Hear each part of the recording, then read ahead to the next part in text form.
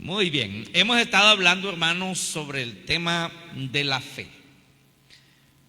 Los pilares de la fe es el tema que hemos titulado. Estuvimos hablando hace 15 días de este tema.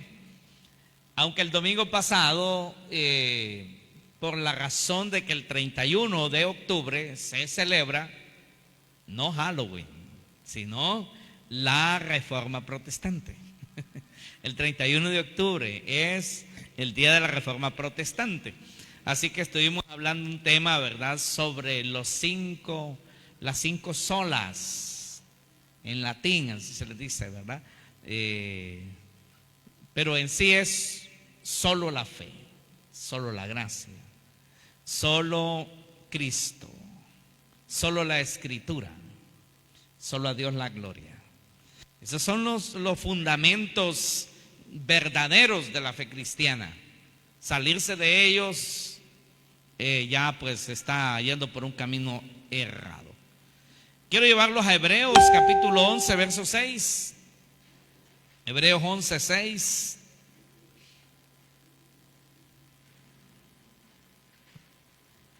Un texto conocido por muchos.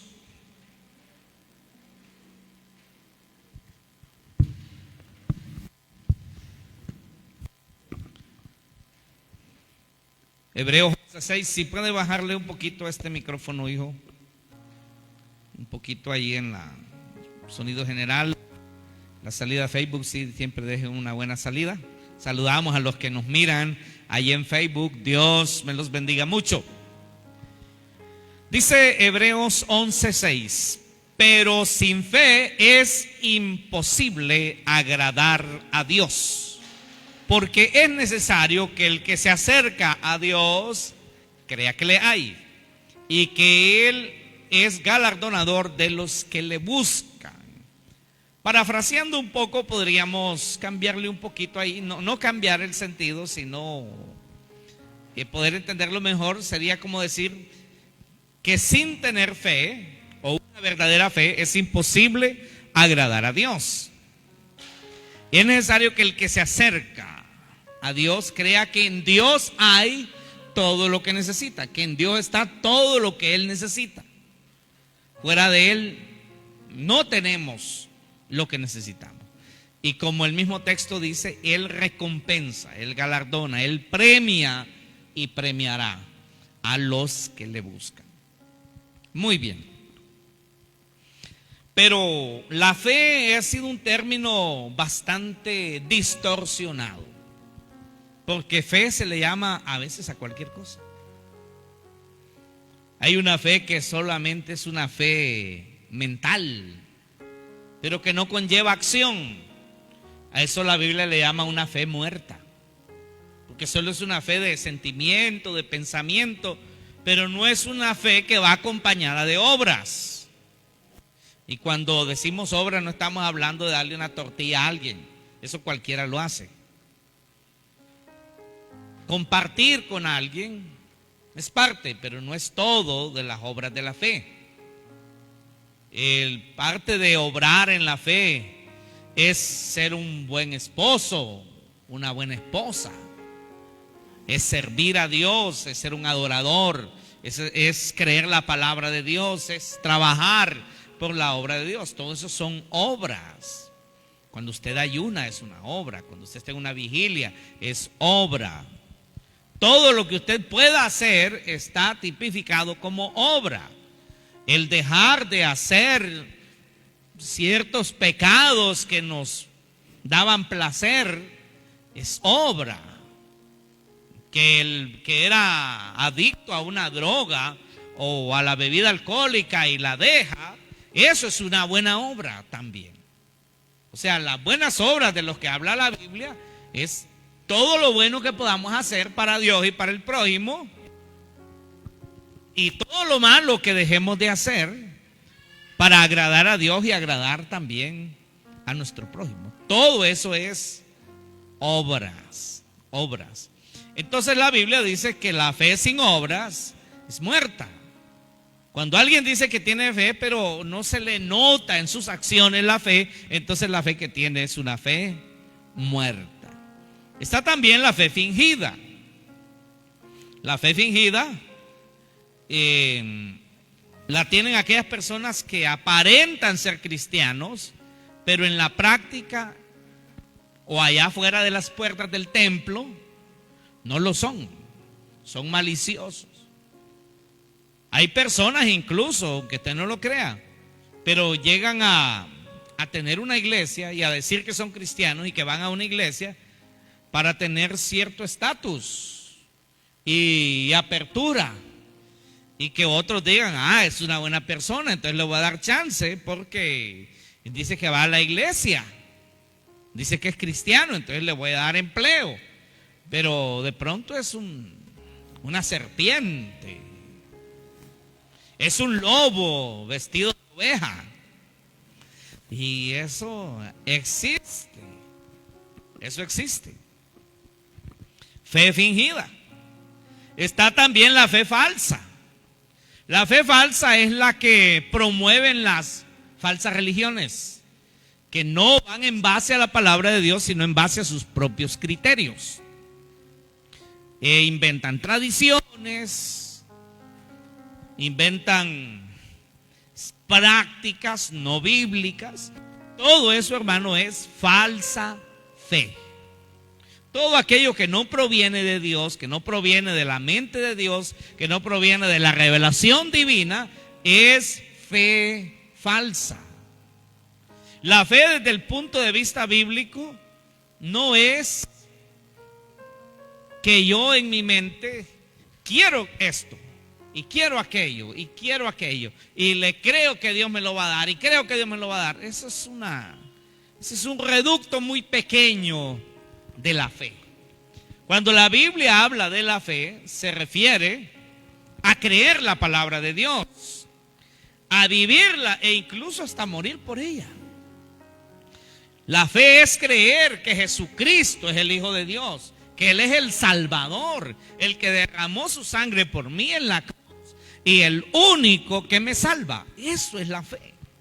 Y que yo creo eso firmemente. Y si me toca morir por creer eso, no negaré a Jesús y prefiero morir. Eso es la fe. Fe es creer la palabra de Dios. No es simplemente yo confío en que Dios me dará esto, que Dios me dará aquello, porque eso cualquiera piensa así de esa manera. Hasta los que trabajan en cosas ilícitas. A veces hay gente que una vez me contaba alguien, mire, me dice yo vendía cigarros de contrabando y es prohibido. Y mire, me dice yo con toda la fe le pedí a Dios que me guardara. Pero con toda la fe de él, ¿verdad? Porque eso no es parte de la fe bíblica, es la fe de él.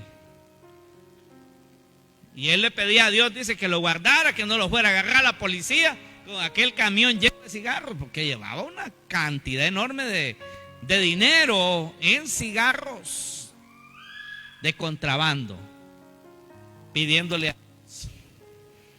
Pero esa no es la fe de Dios, esa no es la fe del Hijo de Dios, no es la fe bíblica. Y existe también la fe satánica. Pastor, ¿existe fe satánica? Sí, fe satánica. Los que van a los brujos, esa es una fe. Ellos van ahí porque tienen fe en el brujo, tienen fe en el hechicero, tienen fe en el curandero, tienen fe en esa persona que dice que es inteligente, dice que hace sus cosas. Y van ahí y algunos pagan dinero, y grandes cantidades de dinero. Eso también es fe, pero no es la fe del Hijo de Dios, no es la fe de Dios. Esa es una fe satánica. Esa es una fe del diablo. O sea, a que siguen al diablo tienen fe. Hasta los que siguen al diablo tienen fe. Por eso es que no es simplemente tener fe. Hay gente que tiene fe en un árbol, en un talismán de la suerte. Dice, esto me trae buena suerte, por eso lo voy a andar. Dice. Algunos tienen fe, me imagino hasta en qué tienen fe algunos, pero eso no es la fe de Dios, es una fe falsa, una fe maligna y hasta satánica, en que le ponen un cordoncito rojo al niño cuando está recién nacido. para que no le hagan ojo, para que no le hagan pujo, para que no le hagan no sé cuántas cosas. Imagínese usted poner la fe en un trapo rojo. ¿Quién le ha dicho a usted? ¿Dónde está en la Biblia que poner la fe en un trapo rojo? Eso es fe, eso es de Dios y eso resulta. Eso es parte de una fe distorsionada. Eso no es correcto. Que no paso debajo de la escalera, porque mala suerte. Esa es una forma de fe distorsionada. No, cuidado abrir la sombrilla dentro de la casa. Yo puedo abrir 100 sombrillas delante de la casa, dentro de la casa si yo quiero. Y puedo pasar debajo de la escalera 1000 veces si yo quiero. Y no me va a pasar nada. ¿Qué tiene que ver una escalera? Pero hay gente hasta en eso. Hasta eso pone una fe. Pero eso no es fe de Dios. Es una fe distorsionada. Se llama superstición. Superstición. Y la superstición tiene que ver con tenerle miedo a los poderes ocultos. Por eso no, que le van a poner el trapito rojo. Mire, ojalá que yo no mire a ninguno de ustedes ahí con trapo rojo, ahí con los niños ahí en la, ¿verdad? O en el piecito o en la mano. Qué cosa, hermano. Dios me imagino que se siente triste y avergonzado porque dice, vaya, mi hija, dice, mi hijo le tiene más fe a ese trapo rojo que sabe de dónde lo halló que en mí. No, que aquel hace ojo, dice. Le voy a dar que le eche saliva en la frente. Imagínense la saliva de alguien que a saber ni si se pilló los dientes, ni se lava los dientes. Y usted tiene más fe en la saliva de alguien que en Cristo. ¿No cree usted que eso es insultante? Póngamele saliva, póngamele saliva. Porque dicen que usted hasta los pollos mata con la vista, dice. Y tal vez los pollos se murieron de una infección. Y agarra la fama aquel de que hace ojo, de que tiene vista fuerte. Y como Satanás se aprovecha de todas las creencias vanas y las fábulas de la gente, el diablo se aprovecha, hermano. Pero el cristiano no tiene que andar creyendo esas cosas. Esa es parte de la fe satánica. Esa fe totalmente fuera de los parámetros bíblicos. Estuvimos hablando el domingo pasado un poco sobre todo eso. Quiero que hablemos hoy sobre los verdaderos pilares de la fe en las que nosotros debemos vivir. Para ser cristiano de verdad, como Dios quiere, no como quiere la religión, X religión, o como quiera alguien a nivel personal, sino una fe a la manera de Dios. Tiene que tener estos pilares. En primer lugar, los pilares de la fe, el número 1 es la palabra de Dios. O sea, mi fe tiene que estar regida nada más por este libro sagrado, no por otra cosa. Los mormones, aparte de la Biblia, tienen el libro de Mormón, por eso lo dicen mormones. Y también tienen lo que le llaman el libro de doctrinas y convenios. Así que ellos creen en la Biblia, pero también creen en las doctrinas y convenios, que lo elevan al nivel de la palabra de Dios. Y el libro de Mormón. Los adventistas creen en la Biblia, pero también creen pero de todo corazón y firmemente, una gran fe, en los escritos de Elena de White. De ella, la profeta. Ella es una profeta. Para ellos es la profeta de los adventistas. Escribió varios libros. Y para ellos esos libros son, pues, que ella es casi inerrable. No se equivoca. Si nos vamos por el lado del catolicismo, pues las tradiciones, muchas de las cosas, por ejemplo, algo que diga el Papa, como supuestamente el Papa es como infalible, no se puede equivocar, entonces prácticamente lo toman como que fuera de Dios. pues le llaman también el vicario de Cristo. O sea, el representante de Cristo en la tierra. Pero según la palabra de Dios, ¿quién es el vicario de Cristo? ¿Quién es el vicario de Cristo en la tierra? Según la Biblia, el representante de Cristo en la tierra, ¿quién es? De Jesucristo. ¿Quién es?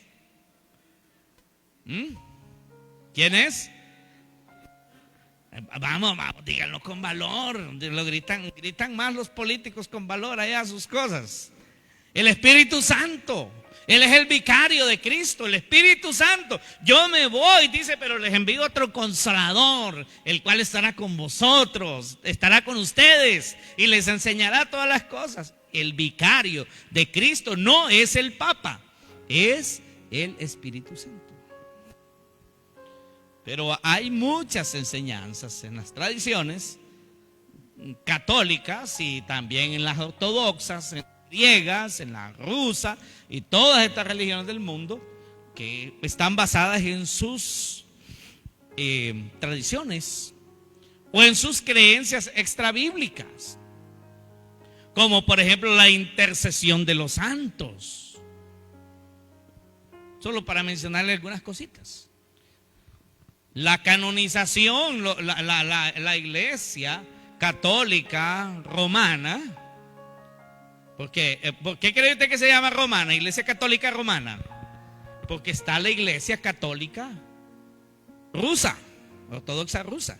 Está la iglesia católica ortodoxa griega.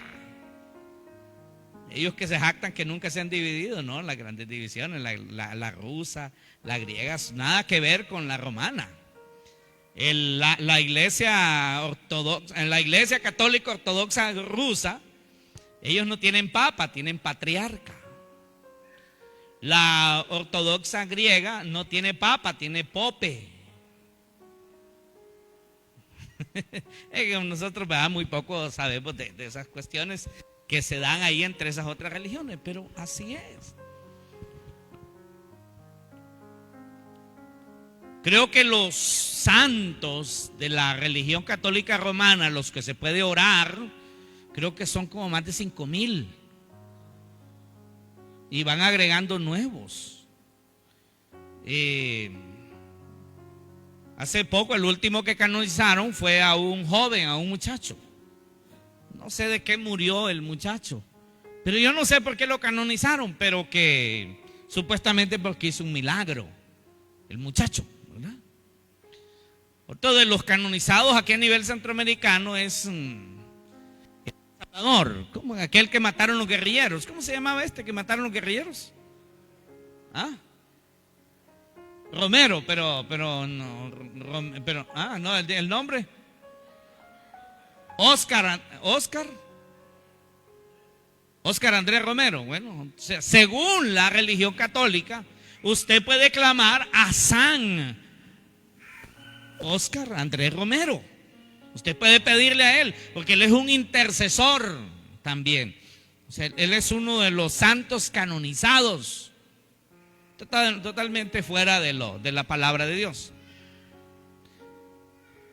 Son formas de fe, pero ¿sabe? Es una fe falsa, porque para que una fe sea verdadera, la fe sea verdadera, tiene que venir la palabra de Dios. Nada más. Ya allí, si le agregamos una hoja más, la de Osmín Fernández, la de San Osmín, ya es falso. Osmín Fernández inventó algo, es falso. Fe falsa. Bueno, la iglesia evangélica hoy, nosotros nos catalogamos como una iglesia evangélica, pero muchas iglesias evangélicas ya tienen un montón de cosas falsas que no están en la Biblia y las practican. Huecas sutilezas,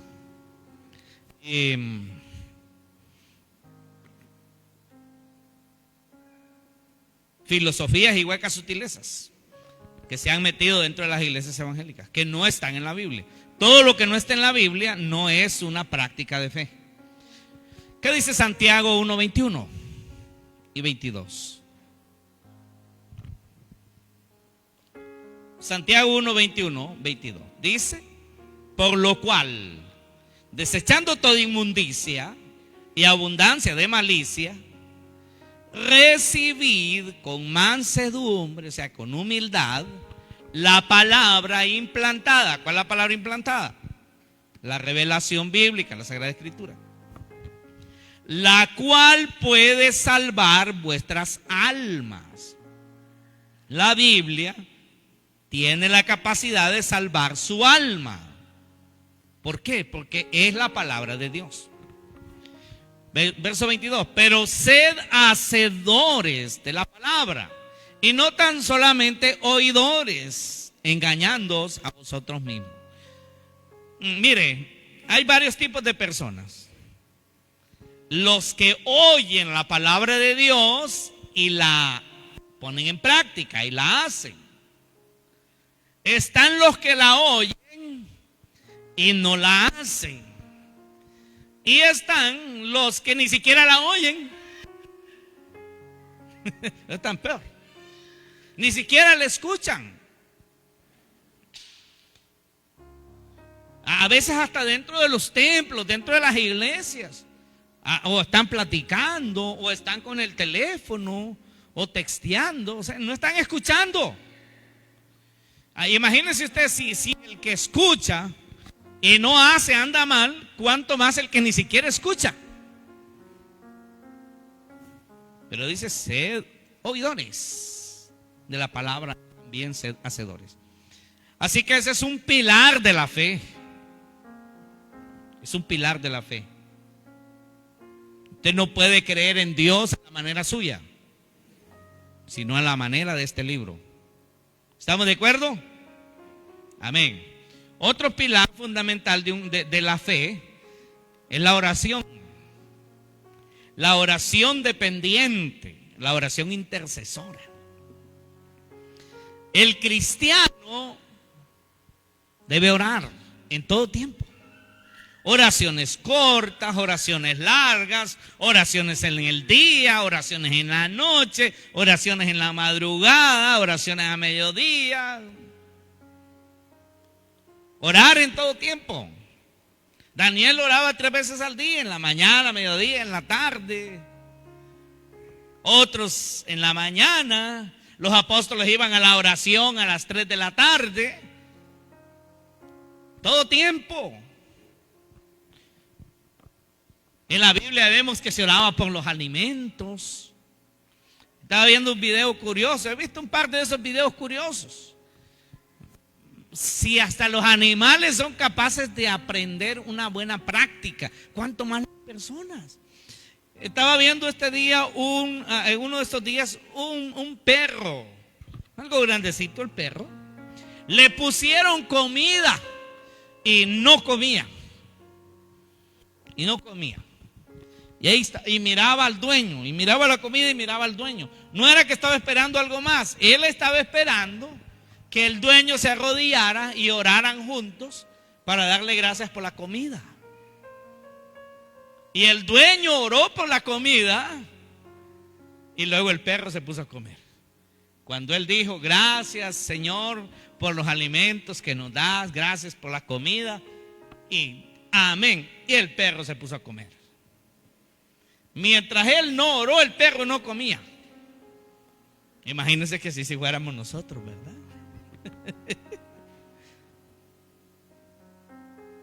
Cuando Jesús iba con aquellos 2 discípulos en el camino a Emaús, los invitó a comer en el camino. Y una de las cosas que hizo con ellos fue dar gracias. El pueblo judío, una de sus buenas prácticas era esa: siempre agradecer por los alimentos. Una oración dependiente. Allá en 1 Samuel 12:23 vemos a Samuel que dice, hablándole al pueblo, primero Samuel, no primera, no, porque no es carta, es libro, primer libro de Samuel, capítulo 12, verso 23.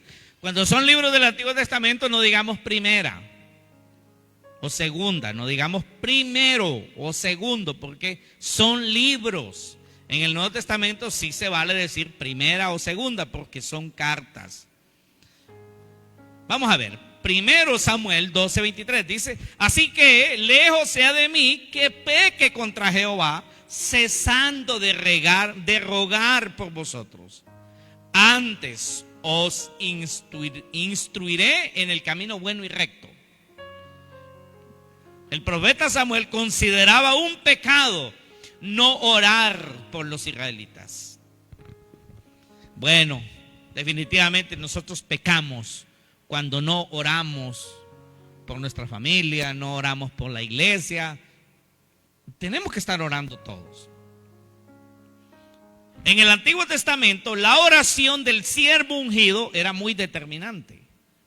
Pero ahora, después de Cristo, la oración de todos es determinante y es efectiva.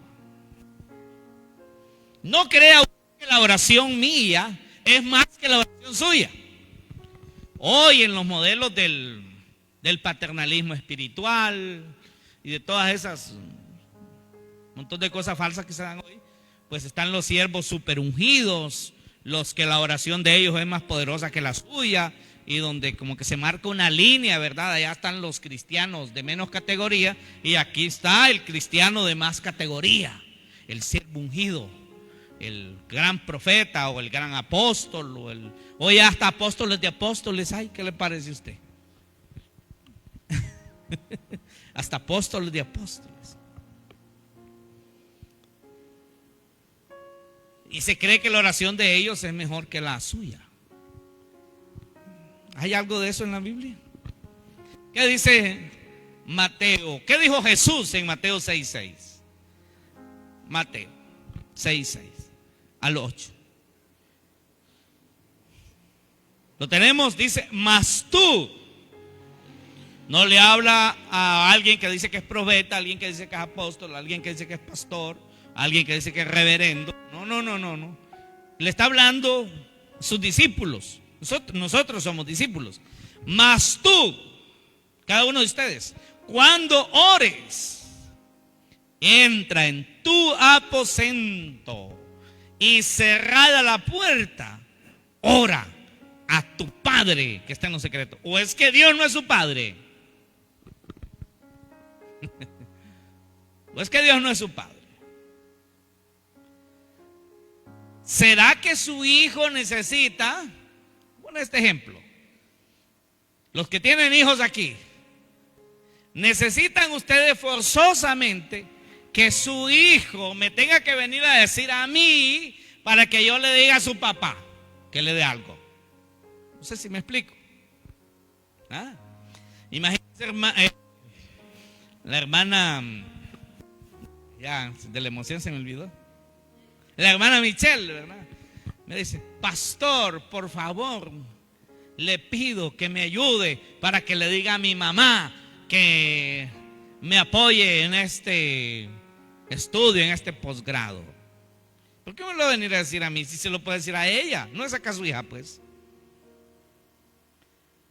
¿Qué relación es más estrecha? ¿La relación de hijo a padre o la relación de miembro a apóstol? Bueno, como así dicen algunos, va, que son apóstoles.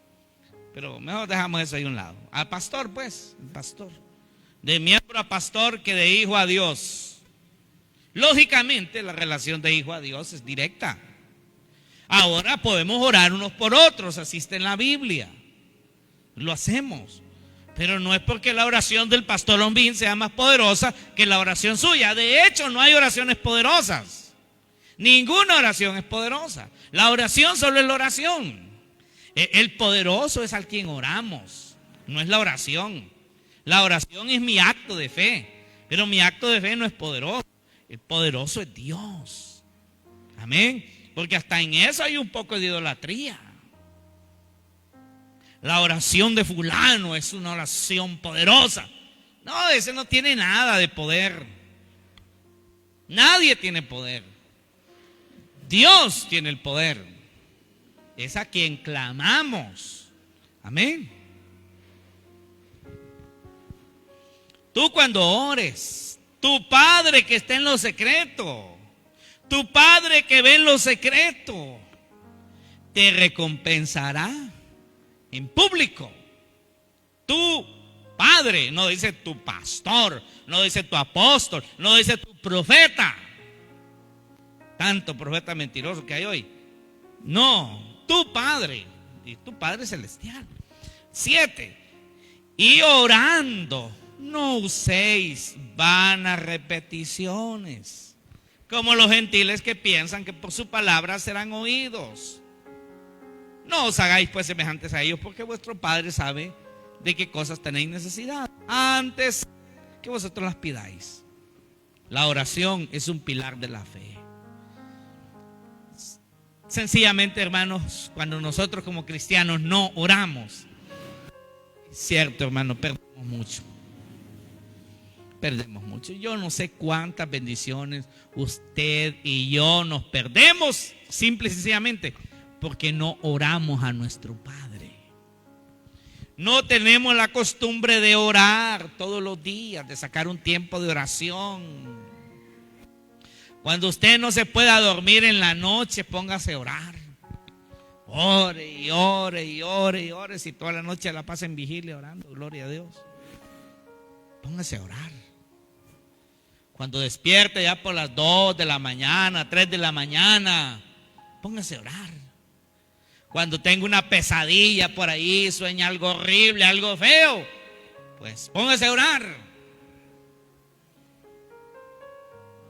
Cuando se acuerda de los problemas y usted no puede conciliar el sueño, póngase a orar, a platicar con su Padre. Padre, gracias por las cosas buenas que tengo. Gracias, Señor, porque tengo un lugar donde dormir, una casa para no mojarme. Gracias, Señor, por mis familiares. Gracias por esto, gracias por aquello. Dele gracias, gracias, gracias, gracias por todo lo bueno que usted alcanza a comprender que pasa alrededor suyo. Y luego, después de eso, dígale: Dios, pero hay algo que me tiene triste. Hay algo que me tiene afligido. Hay algo que me tiene preocupado, Señor. Es esto. Esto me aflige. Esto me preocupa. Esto, Señor, me quita el gozo. Empieza a hablar con Él. Hable con Él. Platique como con un gran amigo, en confianza. Pero cuántas cosas nos perdemos por no orar. Y de pronto, hermanos, cuando se da la emergencia, pues hay que ver dónde está uno que es bueno para orar. No funciona así el reino de Dios, hermano. Vamos a ver dónde está el pastor que tiene oraciones más poderosas, buscando de emergencia. Pero es que el cristiano debe orar siempre. Le aseguro que si todos nosotros oramos siempre, muy poco vamos a estar deseando que un super espiritual con una super oración y super fe ore por nosotros. Que no existe eso de super oración ni super fe. No.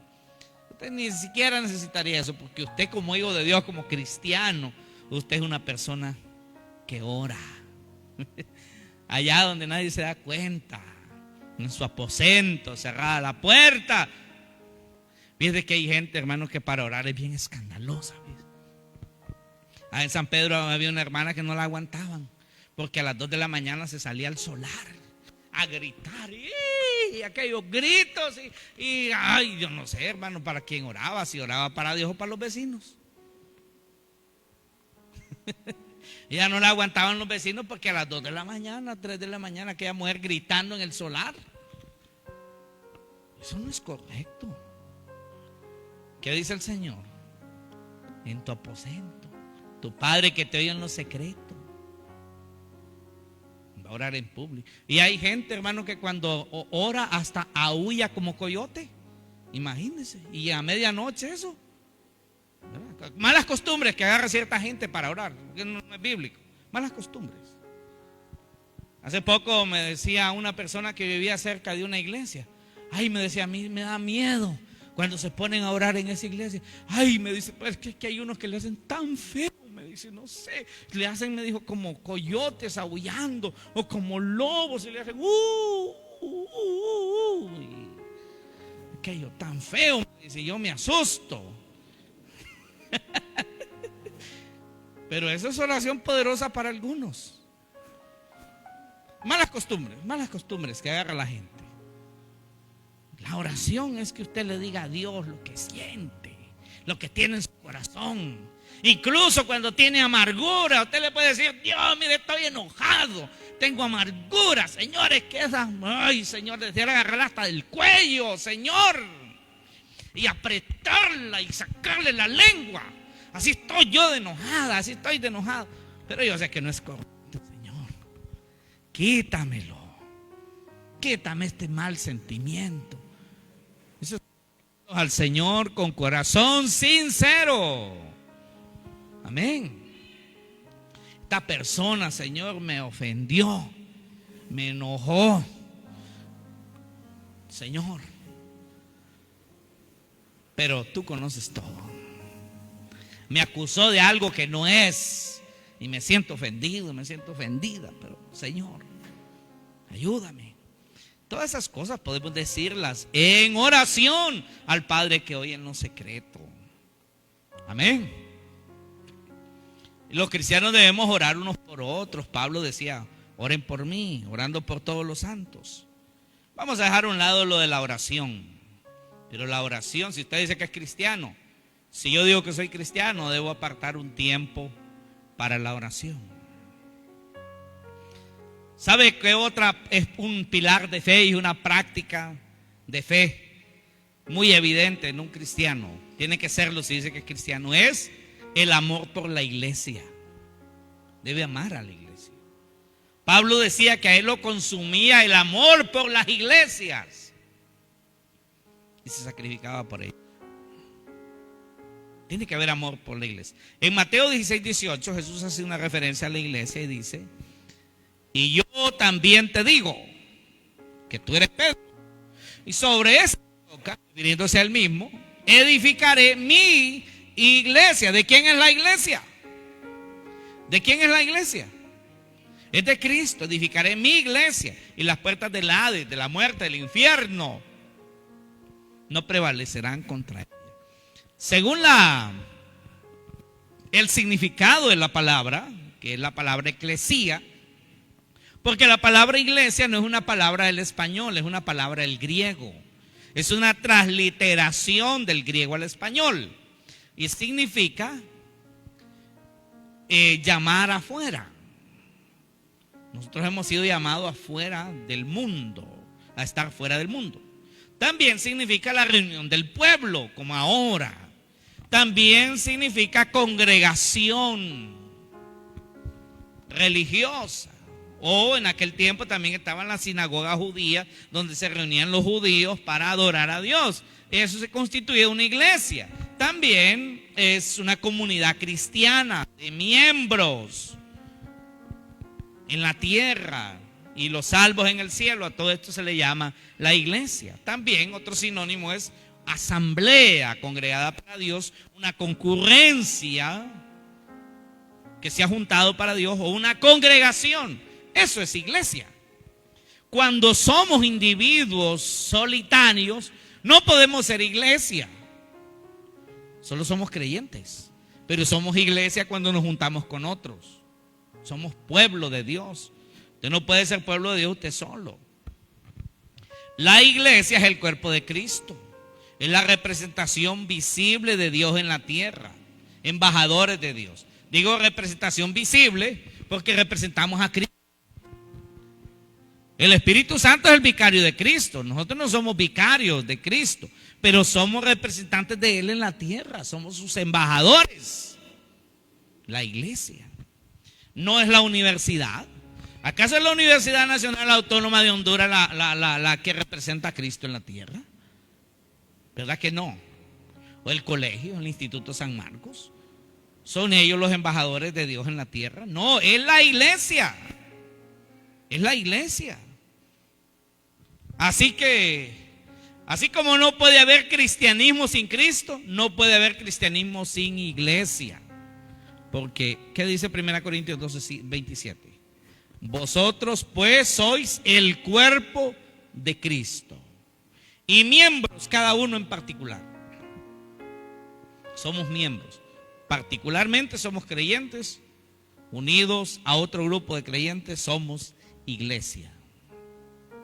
Somos el cuerpo de Cristo, representamos a Cristo. Así como hay un cuerpo de bomberos, un cuerpo policial, un cuerpo de médicos, hay un cuerpo que se llama iglesia. ¿Acaso va a haber un cuerpo de bomberos con un bombero solo? Vemos un día ahí por el parque, ¿verdad? A un bombero con su casco, su ropa de bombero, una hacha, y es solito el bombero. Ya tenemos un cuerpo de bomberos en San Marcos. No, no hay un cuerpo de bomberos, hay un bombero solito. Yo no sé qué incendio va a poder apagar el solito, sin camión, sin agua, sin mangueras.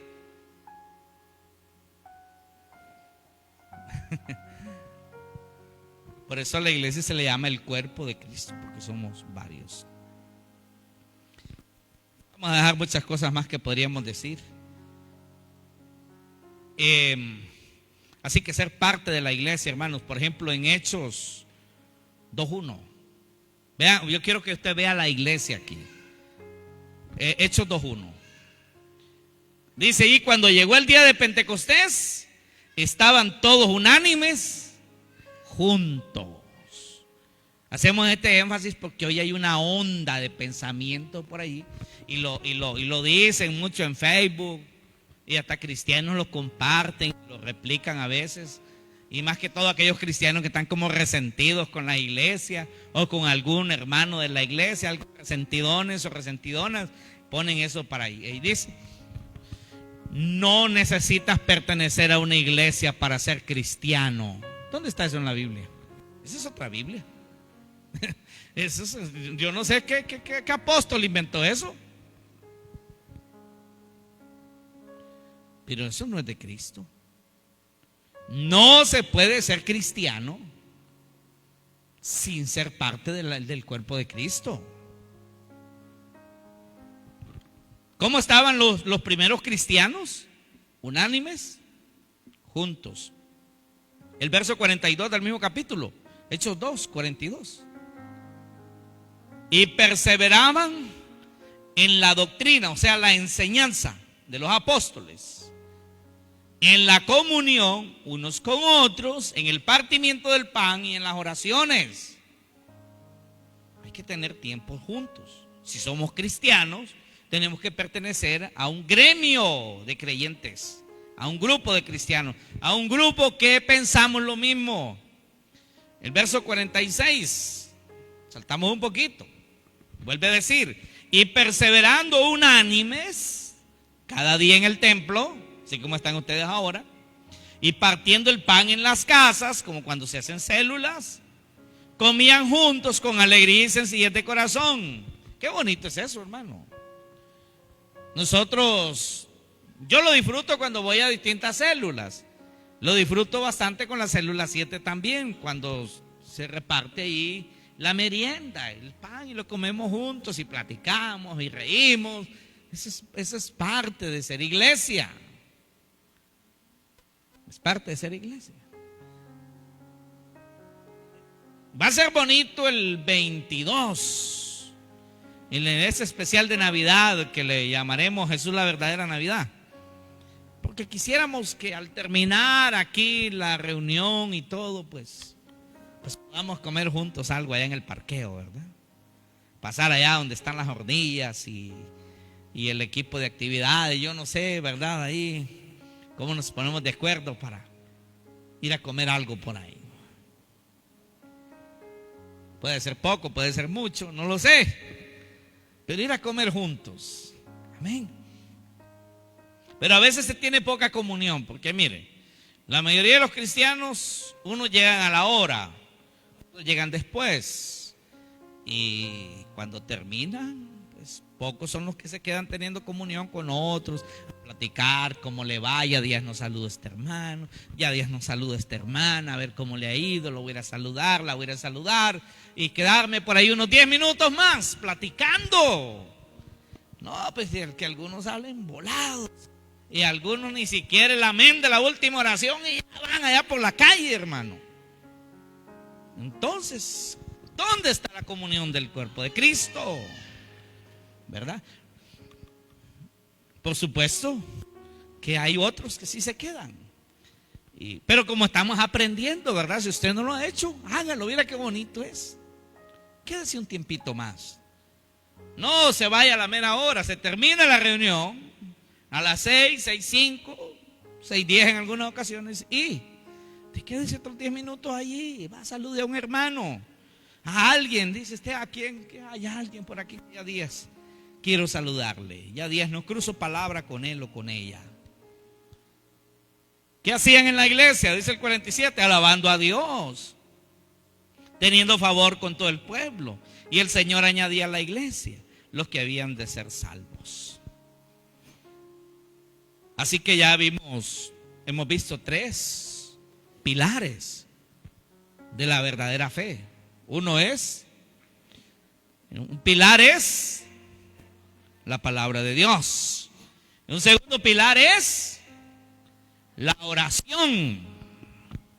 No a San Martín de Porres, sino a Dios por Cristo. Amén. A Dios por Cristo. No a San Moisés, a San Isaías. No sé por qué no canonizaron los del Antiguo Testamento, pero es que no es correcto. No es correcto ir más allá de donde Dios va. Y otro pilar de la fe es la comunión de iglesia. Comunión de iglesia. Y número 4, esto es algo muy más personal, el temor a Dios. El temor a Dios. Porque imagínese usted, alguien dice que es cristiano, pero le vale y hace cosas horribles. No hay temor de Dios, comete pecados, pasa por encima de quien sea, es injusto, es injusta. ¿Dónde está el temor a Dios? El temor a Dios no es como el temor que se le puede tener a un fantasma, a un demonio. No está hablando de ese tipo de temor. Está hablando de como el temor que el Hijo tiene al Padre. Respeto. Dios es grande, es poderoso, es digno de tenerle temor. Amén. Amén. Allá en Josué 24:14 dice: ahora pues temed a Jehová. Josué 24:14. Temed a Jehová y servidle con integridad. Temor. Debe haber temor a Dios. No está bien que un cristiano, yo lo voy a hacer, ¿y qué me importa? Yo sé que no es bueno, pero lo voy a hacer. De todas maneras, ¿qué importa? Falta de temor. Dios está viendo. Él está al tanto de todo. Debe haber temor a Dios. Y por último, aparte del temor a Dios, podríamos hablar muchas cosas ahí. El servir a Dios. El servicio a Dios. Hay que servir.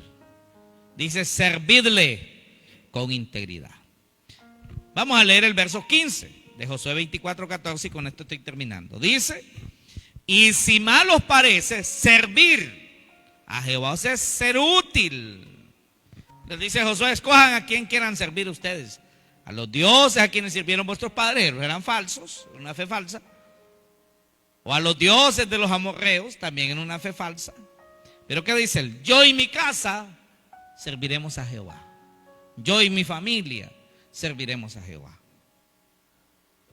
Usted tiene que decir lo mismo. Yo y mis hijas serviremos a Jehová. Yo y mis hijos serviremos a Jehová. Servir, ser útil. ¿Qué tengo que hacer para ser útil? Y sométase a los procesos y sea útil en todo lo que pueda y sirva. ¿Sabe que cuando usted viene el domingo aquí, se presenta y está sirviendo?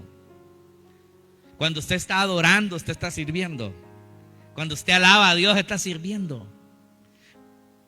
Usted está sirviendo. Cuando usted ora por alguien, usted está sirviendo. está sirviendo a Dios. Póngase de pie. Póngase de pie. Todo esto va a evidenciar su fe. Hable ahí con el Señor.